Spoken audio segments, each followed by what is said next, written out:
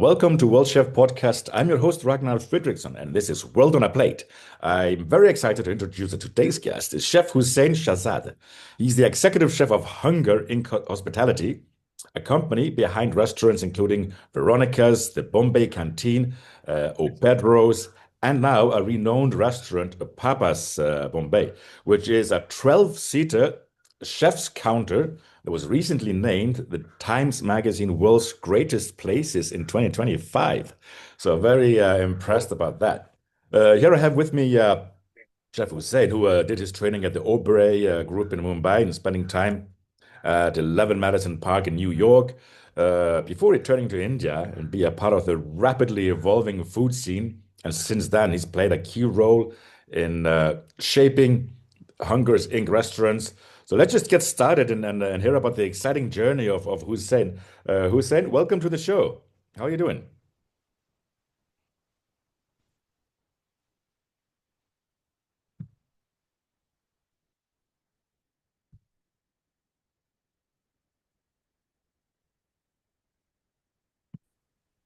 Oh my God, I'm so excited to be here this afternoon. Thank you so much, Ragnar. Very kind of you to say everything that you have about Papa's and about me. Thank you so much. And thank you for thinking of us for doing this podcast with you this Oh, afternoon. yeah, no, thank you, Hussein. I love your story. It's really inspiring. And when you have been described as the key voice in modern Indian dining. So just like let's dive right into your experience Indian dining. How do you personally approach the balance between honoring tradition of the great hmm Indian culinary tradition and embracing innovation in your cooking? So, I mean, like most of us know that the food in India is kind of rooted in so much tradition. We have a rich history of cuisine that comes out of India, and for so many years there is traditions that have been carried on for years, and because of the rich cuisine repertoire, tradition is something that we now in today's day and age in the modern food, or rather in the food world, start using it as a guardrail as opposed to just end point. What ends up happening is that one word that I hate being, or rather detest being attached with modern Indian food is, or rather with Indian food, is the word modern. I think of Mhm. it as progressive Indian food. I Right. think of it as forward thinking Indian food, something that we think into the future with rather than just a word. The word modern is very bastardized when it comes to the idea of Indian food. I think it's just used a lot. And I think that's not fair because 20 years ago, there used to be something that I used to kind of define in the Indian food space as the era of refinement. Because people were trying to create better versions of the dishes that already existed. We were Mhm. just trying very hard to kind of perfect what existed and create different versions of it. So, if example, if there was a butter chicken that existed, we just made different versions of a butter chicken, and everyone had their own version of it. But there was no real innovation that existed. Mhm. Today, truly, where we are in the Indian food space is the era of innovation.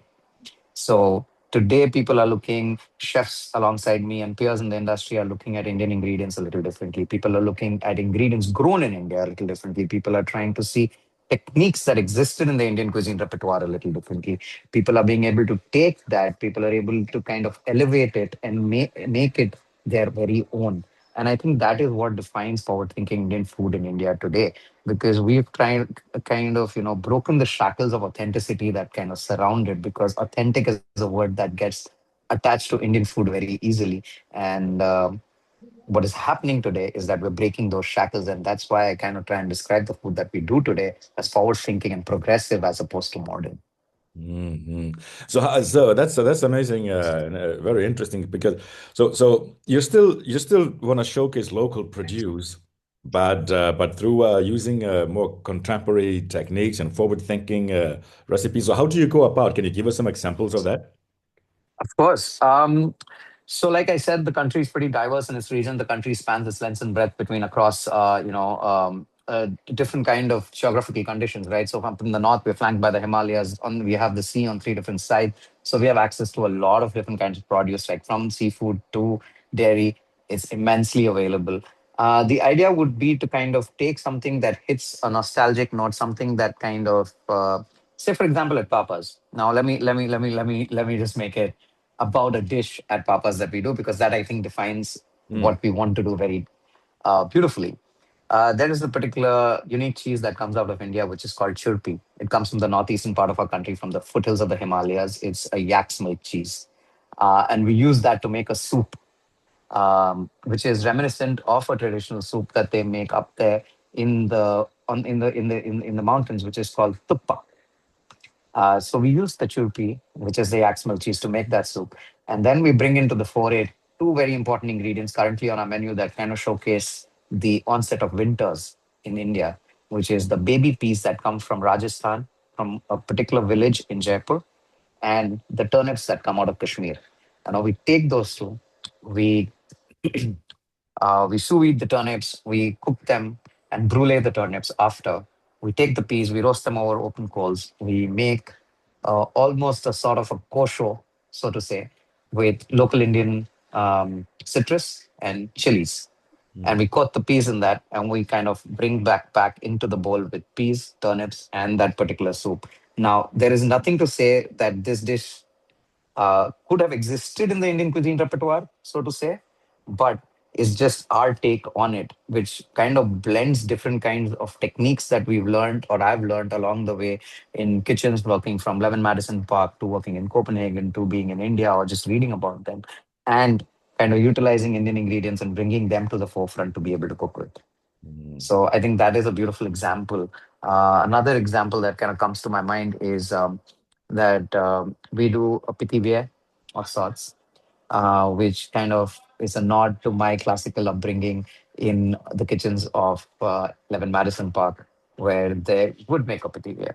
But this one is made with us wearing an Indian lens, so that we make this pithivier with lamb.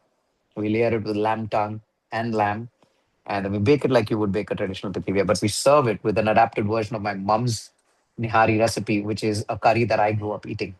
mm, And now that makes it us. That makes it ours. Whereas the pithiviya is constructed with a proper technical French way, but served alongside an Indian curry. And now that shows us the two lengths and breadths of where we're taking Indian food right now, and we're presenting it to the world in a way in a way that it's meant to be showcased. mm. Sounds wonderful. And you mentioned your different uh, upbringing in different places of the world, your culinary upbringing in New Yeah, yeah. York, in Copenhagen, and I'm sure like all of us who live anywhere in the world, there are a lot of Indian restaurants anywhere. I don't know if in any country you went to where you find that the Indian cuisine is particularly better than other countries outside of India. Honest, Honest, honest till honest today. not. But No, I mean, honest, honest to God.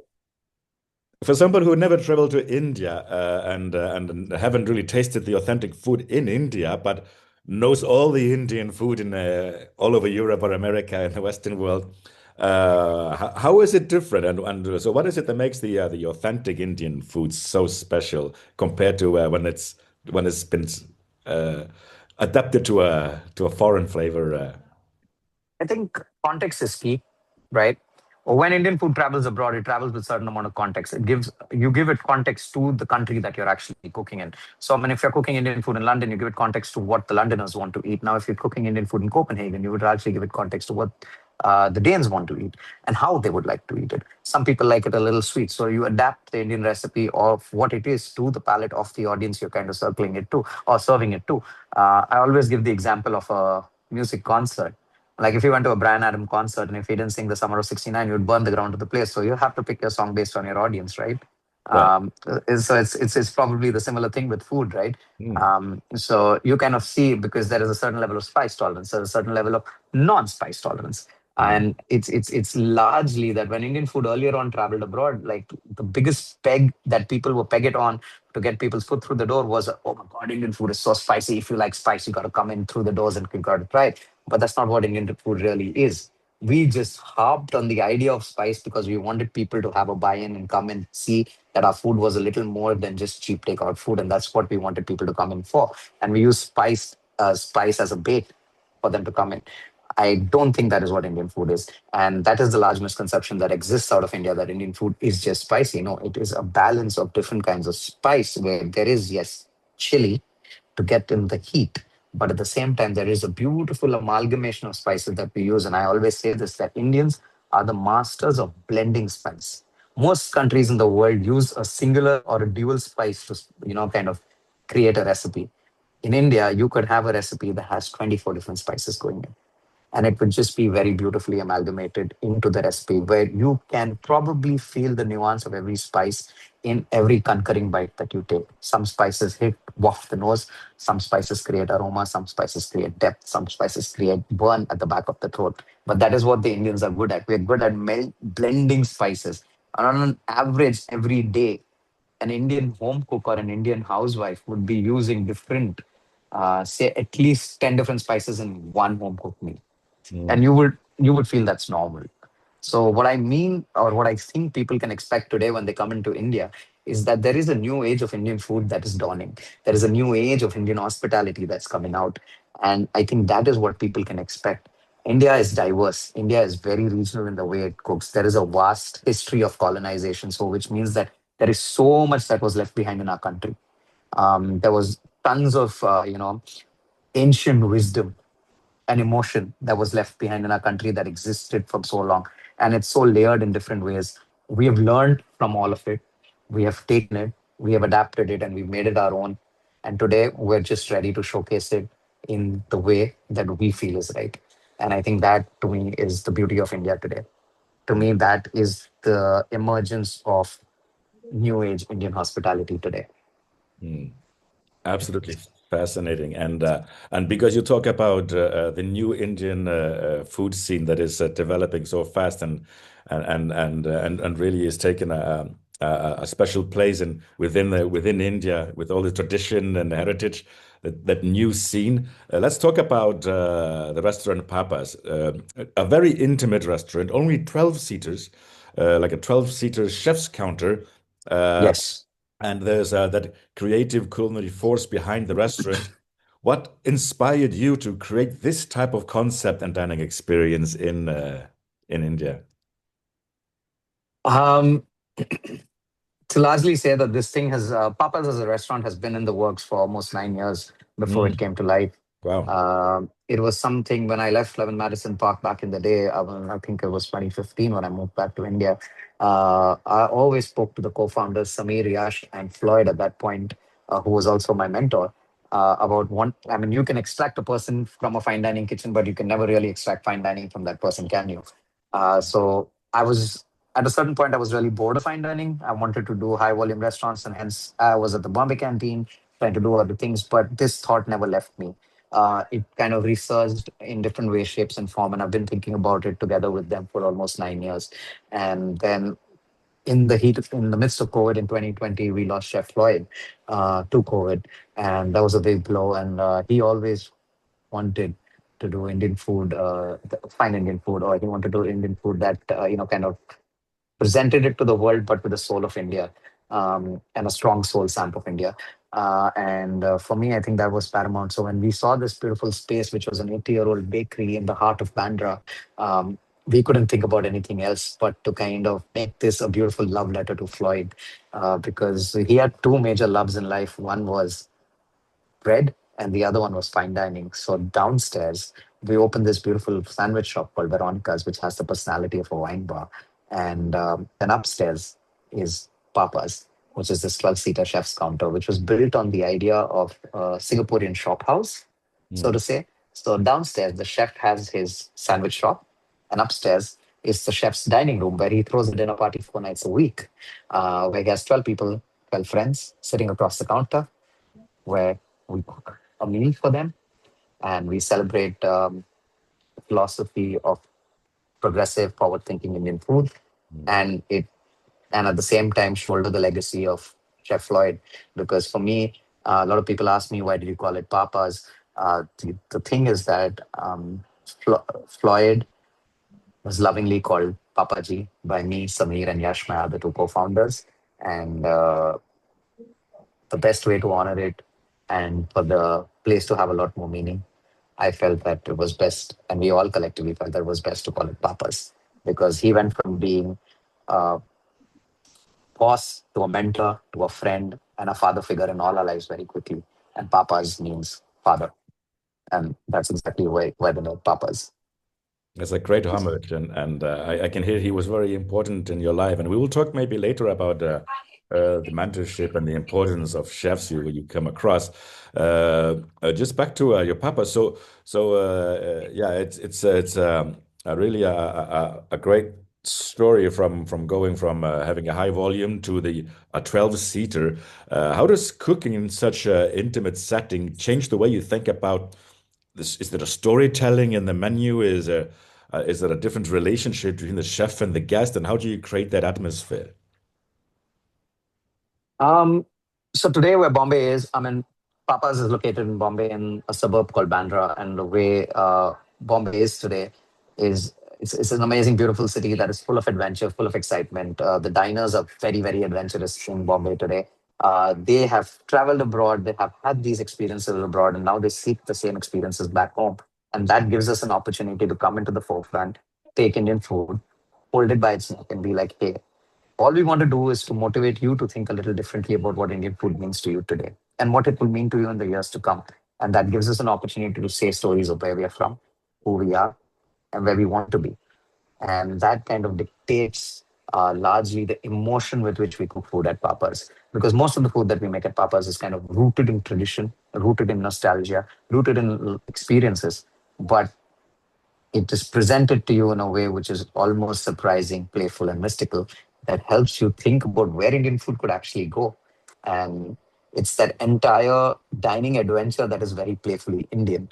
And in that setting of 12 people, it is so intimate that we can chat with one another, we can have fun with one another. We can, like I say, it's an entire production. It's not just an evening where you're eating out. It's not dinner and a show. It's more like dinner is the show. Mm. So you're coming, you're leaving your life outside those two doors, and then we keep you entertained for the next 2.5, 3 hours, and then you go back out and you pick up your life from where you left it off at. And that exactly is what Papa's, because we have the opportunity of creating moments in those couple of hours that you give us. Mm. Sounds amazing. And so being named the Times world's greatest places in 2025 on that list is a huge moment for you. Uh, what did that recognition Yes. mean to you and your team? I think all of us love recognition that comes our way. I would be foolish to tell you that nobody enjoys recognition, right? All of us love it. And when our work gets validated, we put our heart and soul into it. Most of the work that we do in the food space is always done with passion before. You put passion to the forefront and you do the work. And all you want in return is the smile on people's faces, the love that you pour in. You just want to see it rewarded with a smile on people's faces when they eat what they eat and then they do what they do. So it's really, really kind of important for us, these recognitions, in the sense that it kind of gives us a assuring pat on the back to say that, hey, you're on the right path, you're doing what you're doing. But at the same time, with these accolades, we always realize that there's a huge responsibility on our shoulders to push even further, do even better, and to kind of push the envelope even, to kind of be able to break stereotypes and push the envelope even further. Because, well, not a lot of people have the opportunity to kind of be able to serve 12 people 4 nights a week and to be able to talk about Indian food at the level that we do. And if we have the opportunity, we approach it with a great sense of responsibility that we will deliver. And that is what these accolades kind of reassure us as. Mm. No, and I can hear the all the passion in your voice, and you also talked about playfulness, and so I can sense that you're very dynamic, bring a lot of energy to what you're doing. Just back I to try. I try. yeah, no, it shows, it shines through. No worries, and you spoke a lot Thank about you. very in a very touching manner about your mentor, Chef Floyd Cartos, And so I just want to go back to that, how important in your journey, how important were working with great chefs like Chef Floyd Cardos, who obviously had a lot of influence on you. How did their guidance shape the chef and the leader that you are today? I think it's I've had two very strong mentors in my life, and I've been blessed to have them as my mentors. One is Chef Daniel Home, and the other one is Chef Floyd Cardos. And I always say that while working in Chef Daniel Home's kitchens, I learned how to be a good cook, and I had learned how to be an amazing, amazing, amazing, precise cook. And working with Floyd taught me how to be a great chef, and those two things are very different. You learn how to cook, and then you learn how to be a chef. Being a cook is one thing where you learn a lot of skill, you learn a lot of resilience, you learn a lot of discipline, organization, and stuff like that. um, and well, you pick up creativity along the way, right? But from the transition from being a cook to a chef is also crucial for most in most people's journey. And I think that is where Floyd held my hand. He was obviously teaching me everything about Indian food that he knew, but at the same time, he was teaching me how to be a better person. He was teaching me how to be a kind, empathetic leader. He was teaching me how to be, yes, a task focused and a very task oriented leader, but at the same time, he taught me how to be kind and empathetic. He taught me how to bring about balance, not balance just in food, but balance in life, balance in teams. Because yes, we all can be great cooks and leaders. Um, you know but more than that, I feel what the world needs today is for us to be better people to our people, because this is such sometimes this is not a forgiving job.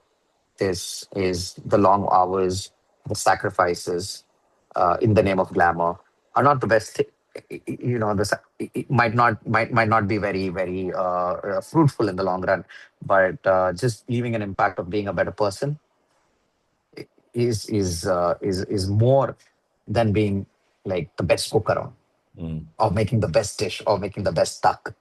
I think that is way more important. And I think that's what we strive towards day in and day out. Mm. Yeah, that's a very good words, and I can see that how in your life mentorship has shaped you and allowed you to become who you are. Within World Chef, we have a network of young chefs. We try to really support the young chefs in our profession to like exactly as you say, to bring them from being cooks and to really being a better leader and a human person. Uh, do you have any tips or advice? Because it's so important to find the right mentor, and there's something what is missing, and it's a lot of the young chef in our group. They're asking for mentorship. Uh, any tips or advice for them in relation to mentorship? How can they approach a mentor? How do you find a good mentor, and what's the sort of type of question should be asking? Uh, I think, yes, mentorship is really, really important. I think always need to find somebody who can kind of guide you through the ups and downs in life. I look at a mentor as a Google map, so to say, as a GPS. That person is the person who keeps you on track. That's the person who shows you the path, who shows you the way. So you need that GPS in your life. And To be able to find that, you need to be able to try and understand people, the kitchens that you work in. You need to try and understand the prerogative of your chef and see if it aligns with something that you want to be in the future. Like, you need to pick a role model, and if that role model is that person, because when I was growing up as a young cook, I used to dream of being that person, and when I wanted to be that person is when I want to go work for that person. And your role model in life, please, what the young cooks need to remember is that the role model in life can continue to change. It doesn't have to just be one person in the buy all and end all of it. You can have a mentor for a certain set of things in your life, and then you can have another one when you reach a certain set, because as a person also you grow and you evolve and your needs change. So which also means that no, not every person holds all keys to every door. You can need different people to have different keys to different doors, and that is absolutely okay. So if you think that finding one person and sticking with that person for life is mentorship, probably need to rethink that at the very base level. And secondly, is that when you trust your career with your mentor, believe in the process. Give them the time and space to show you what it can do for you, rather than expecting results overnight. It seldom happens in an industry like ours, which is so driven by craft and passion, that results don't come overnight. You need to stick with it, you need to believe in it, and you need to put in the work to be able to get to where you need to get to. So just finding a mentor is not enough. I think as young cooks, you also need to believe, and you also need to put in the amount of time to kind of harness your craft. Yeah, I think that's a couple of. I think it's mentally preparing yourself more than physically putting in the work. Mhm. Right, right. Because we know in our industry, we all are aware of the long hours and the stress factor of working on a line, and often a place where there is a lot of masculinity and a lot of testosterone and sometimes harsh Yeah. environment. And we talk more and more about mental health and how to prepare young people for this industry. Now that you are mentoring teams across multiple restaurants, what are the values or the lessons that you want to pass on to your young people? I think the most important value that I really like to pass on to my cooks today is that you got to lead with empathy and be kind first. I I believe that most of life problems kind of are solved over conversations. So the ability to have a conversation with the other person, being kind and being able to listen to that person, having empathy enough to be able to either listen to your peers, your chef, somebody under you, anybody across the board. I think that is the first value I think I want to bring into people. Like, yes, discipline is important, is very important, because discipline kind of brings about is the backbone on which kitchens operate. So yes, that is absolutely crucial. But alongside it is also very crucial to have that balance of empathy and kindness. And what truly I like to kind of tell my cooks is that being in kitchens and being in kitchens today is about balance. Yes, there was a certain way kitchens were run back in the day, and today is a very different way. Like I mentioned, new agent in hospitality all the time, there is a new wave in which kitchens are also run today. Like you mentioned rightly, mental health was never spoken of back in the day. It is today that we speak about mental health in kitchens and in restaurants. We could not articulate what was happening to us back in the day. uh, Seldom people could say that, oh, I feel anxiety, I feel nervous, I feel, well, I'm having a panic attack. Today we have words and we can articulate better as to how we feel about certain situations. And I think creating an environment where people can speak up, being able to have that kindness and empathy for people to be able to say and voice their opinion, and at the same time showing them that there is a certain balance that they can maintain without obviously compromising on everything that we stand for. And you can always work backwards to understand what you stand for and what you don't. But well, for me, I think balance is key. If you reach extremities, something's going to crash and burn, and it could be your people. So why risk that? Exactly. Balance in your spices, balance in your cooking, and balance in your life. Very true. Well said, chef. And I want to congratulate you on your success in your restaurant, but also your success of being a chef and setting a sample. That is a really positive one for the younger generation coming up. So thank you for that, chef. And Thank so you. tell me, Thank you. so tell me now, what is coming next for you?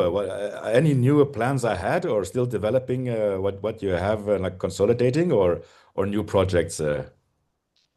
So I'm glad you asked this. I think the conjuncture at which I am today in my life as a chef, I think with multiple restaurants and teams across all of these restaurants, I think the responsibility larger on me is to be able to kind of nurture the younger talent that's walking into the Indian food space, show them that there is so much work that needs to be done to put Indian food out there on the global perspective and on the global map. And yes, I always have it in me to want to build a new restaurant and open a new space and do 10 more other cafes and 15 other bars. But I think the idea here with the coming years is to be able to focus on nurturing, on building bandwidth and bench strength with regards to people, to be able to consolidate, and grow people to the next level. I think I spent the last 10 years of my life building myself, and I feel like I want to spend the next decade building people. That's really honorable of you, chef. And again, congratulations and thank you for sharing Thank you. all this with us. Uh, Thank you. Been a great. So thank you once again, Chef Hussein. It's been Thank amazing you. talking to you, and we look forward to following your journey. On the podcast page, we will put your link to your restaurants and if you any social media where you are sharing things, then we can be following there as well. And Awesome. yeah, I want to thank all the listeners for listening to us today. You're listening to World Chef Podcast. This is your host, Ragnar Fredriksson, talking to Chef Hussain. This is World on a Plate. See you next time. Take care. Bye bye.